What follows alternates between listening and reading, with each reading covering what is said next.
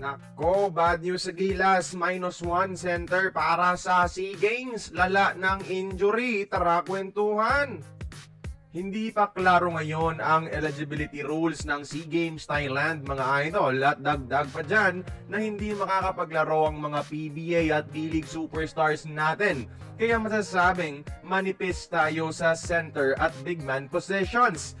Isa sa mga inaasahan sana ay ang mga UAAP players natin, especially ang Gilas player na si Mason Amos. Kaso ang problema ngayon lang nagka-injury itong si Mason Amos sa tuhod sa laban ng Lasal at NU ngayong araw.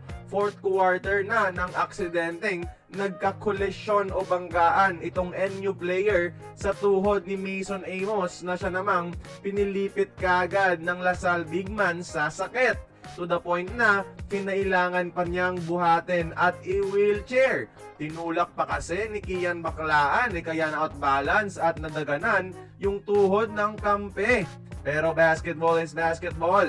Yung iniiwasan lang dito is yung ACL or MCL tear or injury dahil magiging matagal ang recovery process niyan. At hindi talaga aabot sa SEA Games na gaganapin sa Desyembre ngayong taon kung sakali. Pero hopefully mga idol nating serious para kay Amos at makabalik na kagad sa aksyon. Dahil kakailanganin talaga natin ang serbisyo niya sa SEA Games bilang isa sa mga primary big man natin.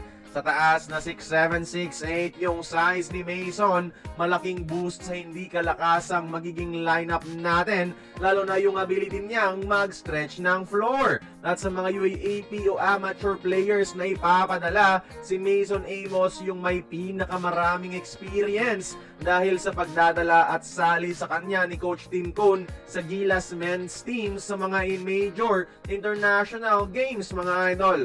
So sana okay lang si Mason at hindi malala yung naging tama sa kanyang tuhod. Ipagdasal natin yan, mga idol.